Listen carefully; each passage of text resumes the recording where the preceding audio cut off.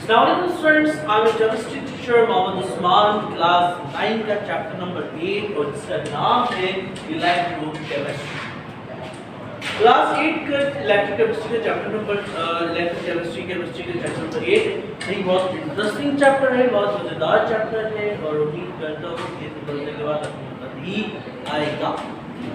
तो सबसे पहले हम बेसिकली बुनियादी तौर पे तो जानते हैं कि आमतौर पे डिफरेंट किस्म की एनर्जीज होती है, like solar energy, like mechanical energy, like some kind of potential energy, like chemical energy chemical energy is a type of potential energy और kinetic energy और इसी तरीके से आपके पास electrical energy. There are different kinds of energy which exist. अच्छा, जो इस chapter में जो हमारे जो स्पेसिफिकली जिन एनर्जी के बारे में डिस्कस करेंगे वो दरअसल आपके पास दो किस्म की एनर्जी। नंबर 1 आपके पास है इलेक्ट्रिकल एनर्जी और नंबर 2 आपके पास है केमिकल एनर्जी। अब बात करते हैं इलेक्ट्रोकेमिस्ट्री की। What is electrochemistry? Electrical energy आप जानते हैं कि आमतौर पे चार्जेस के अंदर स्टोर्ड जो एनर्जी होती है that is called electrical energy. Chemicals के अंदर जो स्टोर्ड एनर्जी है वो दरअसल क्या है? केमिकल एनर्जी कहलाती है।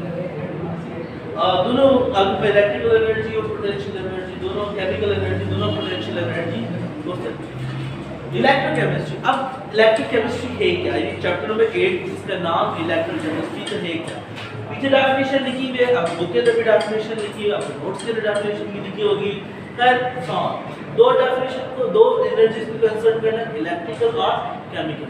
तो है क्या इलेक्ट्रिकल और केमिकल? फोकस पे रखिए, फिर सुनेंगे इसे। It is a branch of chemistry in which deals about, in which study about the conversion of electrical energy into the chemical energy और chemical energy into the electrical energy। Chemistry की वो branch जिसके अंदर हम किसके बारे में study करते हैं? इलेक्ट्रिकल एनर्जी का केमिकल एनर्जी में, ये केमिकल एनर्जी का इलेक्ट्रिकल एनर्जी में कन्वर्ट हो जाता है। ये कन्वर्जन जो है ना इलेक्ट्रिकल से केमिकल और केमिकल से इलेक्ट्रिकल एनर्जी में कन्वर्ट होता है।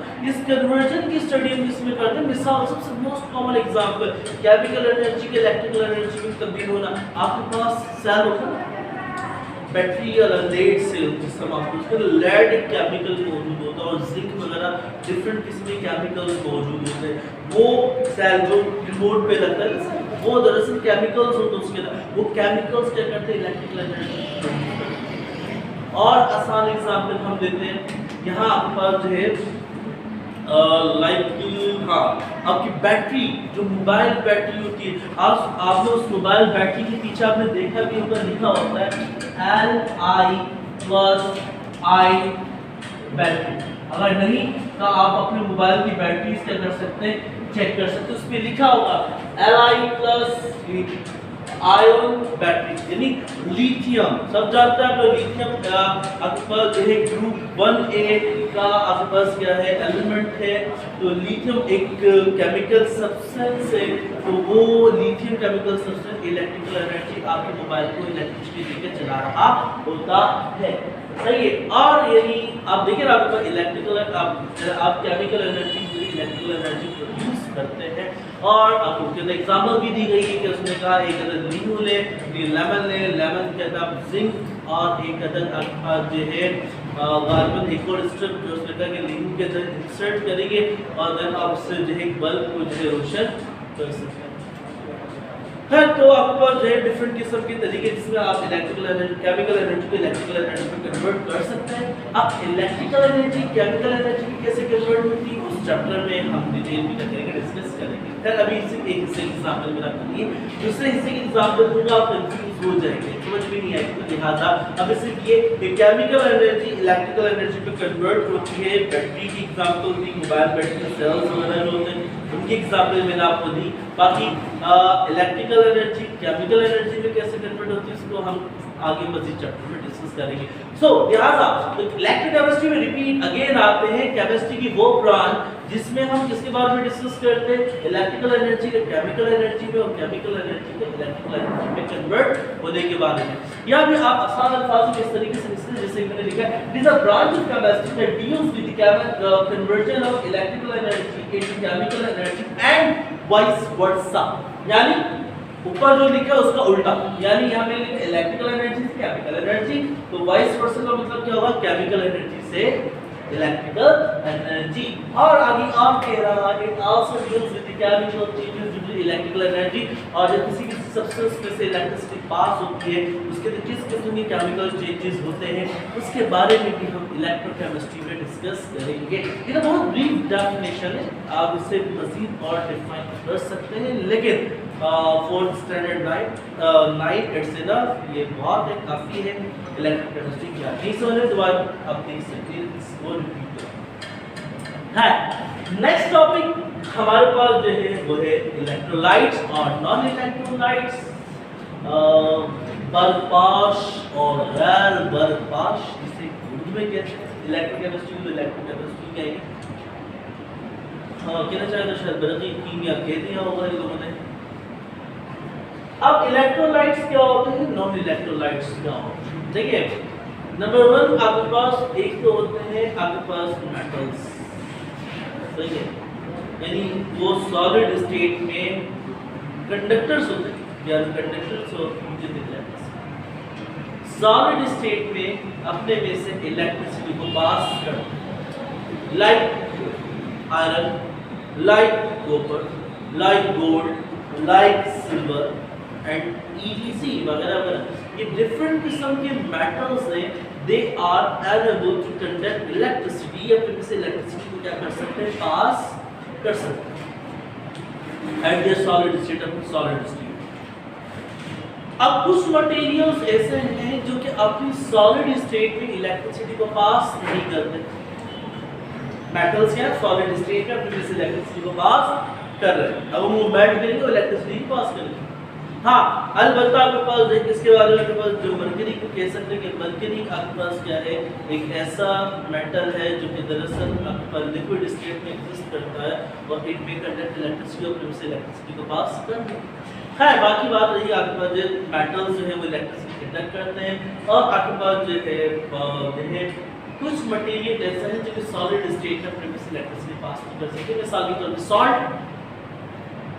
सॉल्ट तो सॉलिड स्टेट में अगर आप इलेक्ट्रिसिटी पास करेंगे तो आप उसमें से इलेक्ट्रिसिटी पास कर सकते। लाइक एसिड, किसी भी किस्म का एसिड हो, हाइड्रोक्लोरिक एसिड हो, H2SO4 हो, सल्फ्यूरिक एसिड हो, HNO3 नाइट्रिक एसिड हो, सही एंड EDC किसी किस्म का CH3COH, गालिबन सिट्रिक या ऑक्सैलिक एसिड का फॉर्मूला गैला एसिड हो, किसी भी किस्म का अगर एसिड हो सॉलिड स्टेट में, या फिर किसी किस्म की बेस हो like sodium hydroxide, like potassium hydroxide and EDC वगैरह वगैरह, ये सॉलिड स्टेट में अपने में से इलेक्ट्रिसिटी को पास करते ही नहीं है, ठीक है, ये अपने में से इलेक्ट्रिसिटी पास करते ही नहीं। लेकिन जैसे ही आप इन्हें क्या करोगे, मेल्ट कर दोगे, क्या कर दोगे आप इन्हें मेल्ट कर दोगे, पिघला दोगे।